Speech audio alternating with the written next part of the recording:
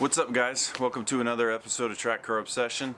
We've got the big stuff done. We've got the engine in, we've got the rear end in, but we still got a lot of small stuff to finish before we can get this thing driving. So we're going to jump on more of that now.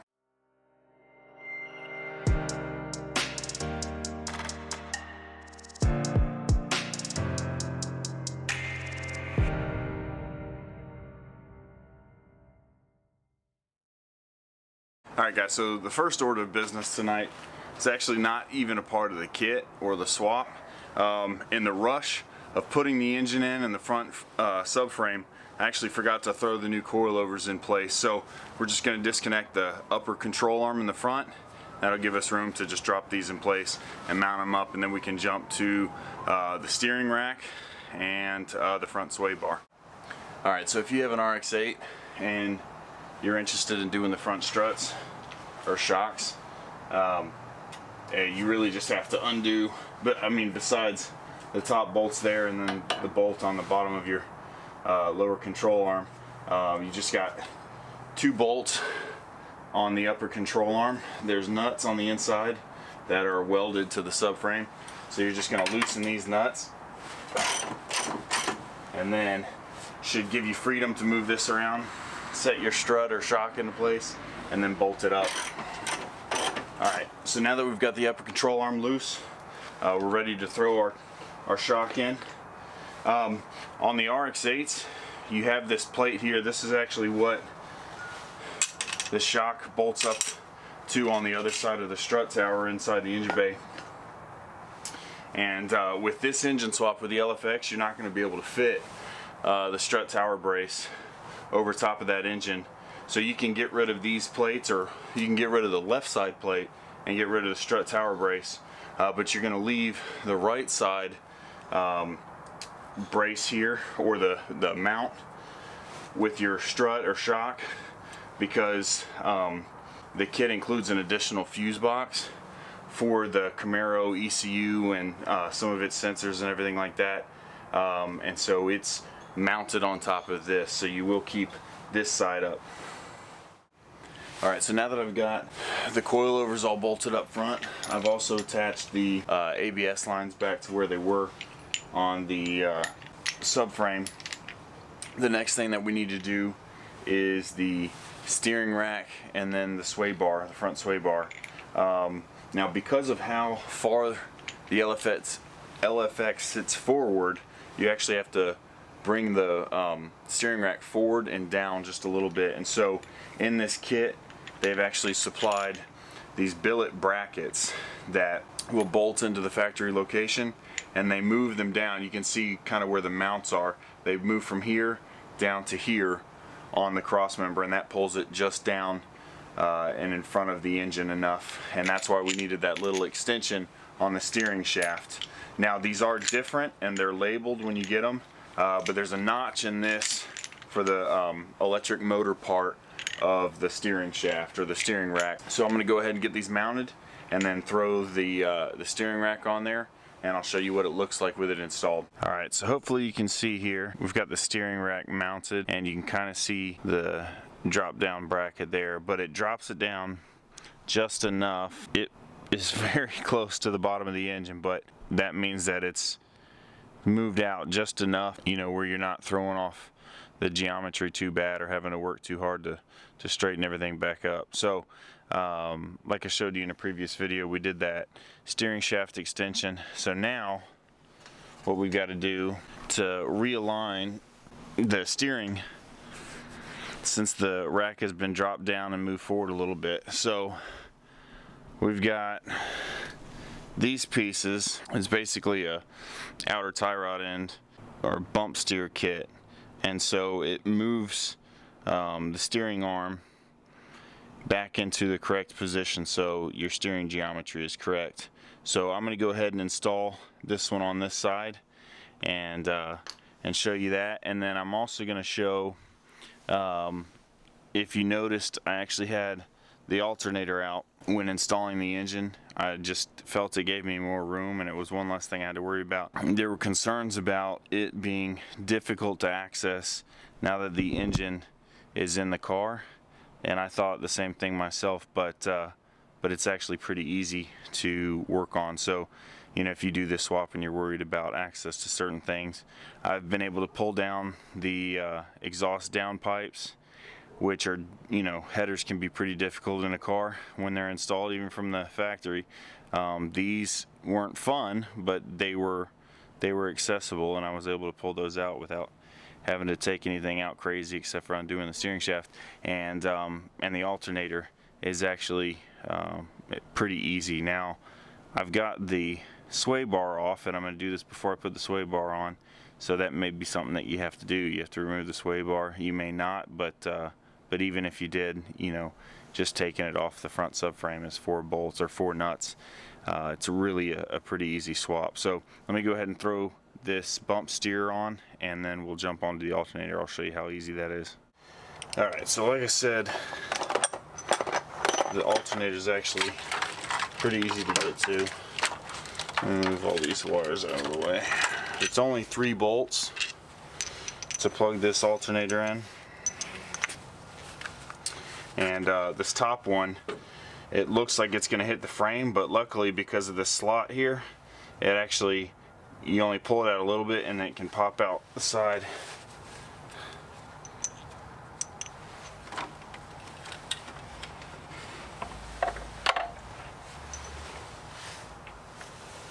Actually, I'll show you that bolt first.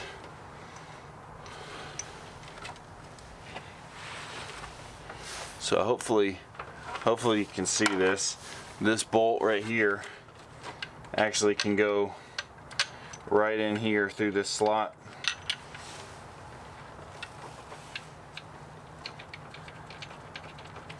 Because normally it looks like if it had to come straight out here, it would hit the frame and you wouldn't be able to pull that bolt out. But that's it. I mean, it pops right in the front. I'll throw in these bottom bolts. You can access them actually right through the wheel well, and then tighten these up with a wrench, and the alternator's done. So now that I have this installed, we'll jump on the sway bar, and I'll show you the little billet extensions that those use to get dropped in front of the engine, just like the steering rack. All right, so here's the sway bar that's included with the Keisler automation kit. If I remember correctly, he said it's a modified 240SX sway bar. I don't know if they've done to modify it, but it's a modified one off of 240SX. It includes these billet adapter plates that, just like the power steering rack, these just pull it forward a little bit to make extra room for the engine. So I'll go ahead and mount this up and show you what the finished product looks like. Alright, well, there's the sway bar all attached, and I've got the new end links mounted. Alright, so maybe you can see that better. There is actually a gap there between the end link and the coilover, but it is very, very small. So honestly, I'm slightly concerned about that. I don't remember it having that problem with the OE end links. These are aftermarket Moog end links, so they may be a little bit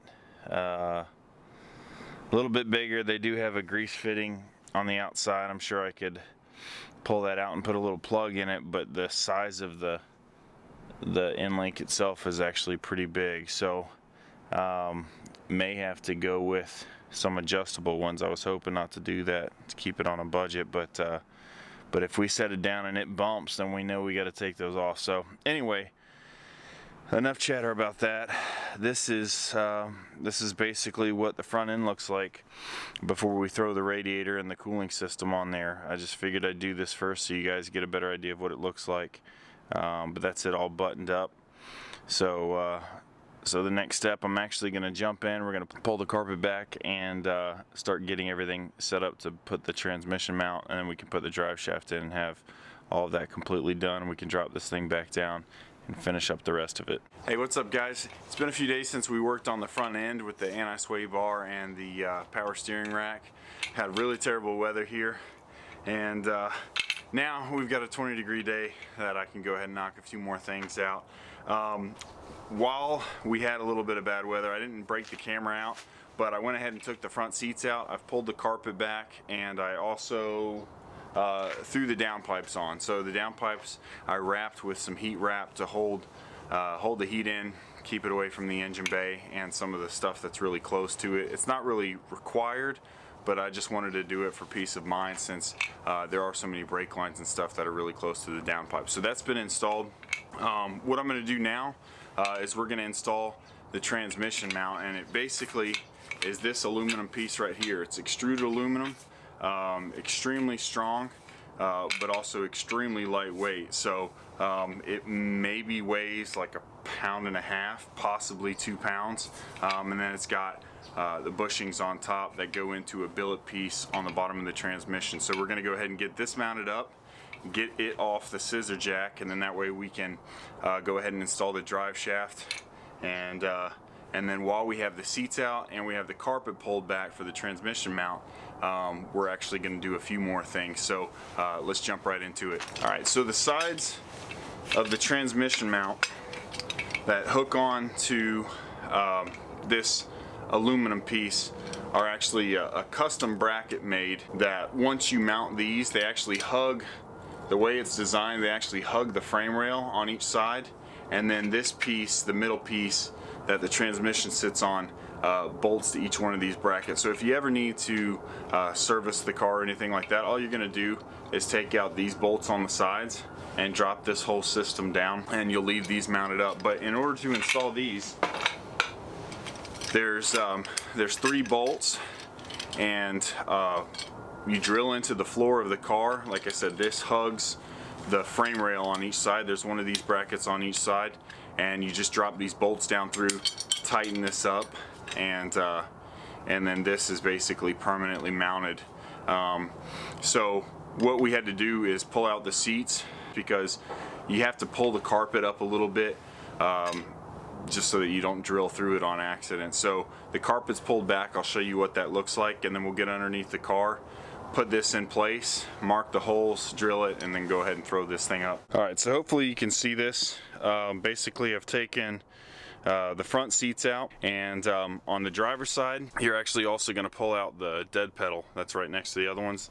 While you have this out, I mean, I know I probably don't have to say it, but go ahead and vacuum the car, because you know this is areas that you're not going to be able to vacuum when your seats are in. But while you have these out, on both sides, on the passenger side, we're actually going to run the cable for the battery to go back into the trunk, and a few other cables so that you have an OBD2 sensor and check engine light and all that stuff. So we'll get to that in another video. And then on the passenger, or on the driver's side, you're also going to need to make clutch pedal modifications because of the larger clutch master cylinder that you need for the Camaro transmission. And you're also going to be changing out the accelerator pedal for the Camaro one, so there's a custom bracket for that as well. So it's just going to be a whole lot easier for you to access all this stuff while the seats are out and you have the carpet pulled back. So just do all this at the same time. It'll just make it a whole lot easier. Now for me, obviously, since this was an automatic, I got to go ahead and pull out that brake pedal, and we'll put in a manual brake pedal. But that's not a part of this swap, so you don't have to worry about it if you've already got a manual car. So we're going to jump underneath the car and get this mount lined up and start drilling the holes. Alright guys, so hopefully you can see this. It's pretty tight under here, but what I've done is I've thrown the mount with the 2 side pieces onto the jack and put it up underneath the transmission where it needs to be. And then once I lined up the sides, you'll see on the passenger side, or on the right side of the RX8, there's an exhaust heat shield. And so this is where the catalytic converter and everything sits from the factory. So you just need to kind of mark where that bracket's going to be, just kind of eyeball it or whatever. And I just used a Dremel with a little cutoff disc and cut that section out. And then I've got these pieces in place. So now on each side, all I need to do is go ahead and drill out those 3 holes through the floor where this bracket lines up. and that's why we have the carpet up in the air, so that we don't drill through the carpet on the other side. So I'm going to go ahead and drill those. We'll get it bolted up into place, and then we can get this drive shaft on. All right, so we've got the transmission mounted now. What we need to do is go ahead and bolt the shifter up before we go ahead and do the drive shaft, because it'll just be a lot easier to get to the shifter. But this is the shifter that's included in the Keisler automation kit. It's completely CNC'd out of a piece of aluminum, and then you got a Heim joint there, and then another piece of billet for the shift lever. But it's just going to sit right down in the factory position. The other piece of this shifter is this rod mechanism down here, and it's a good idea to go ahead and bolt that up to the transmission before putting it in, just because it's a whole lot easier, like I have it there. And then the bottom of the shifter is just connected to that right through here with this pin. Now before I put this in, what I'm going to do, you can use RTV or some type of foam gasket or something like that, but you've got bare metal here and then bare metal where the factory shifter is, and this is exposed to the elements, so this, you know, obviously goes straight down to the ground. So you know, any water that splashes up or anything like that could potentially come in here and then drain down into your carpet and stuff like that, so you don't want that. The factory shifter off of the RX8 has like this outer boot and then an inner boot, and so what I'm gonna do, just for the sake of time, because I don't have any RTV here, I'm just gonna pull this inner boot off and then just cut it around here and slide it around the bottom of this, just so that I have a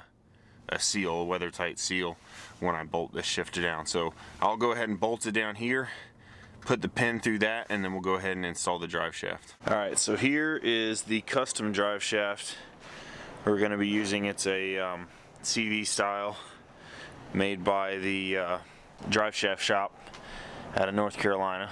But the front has this like newer CV cup style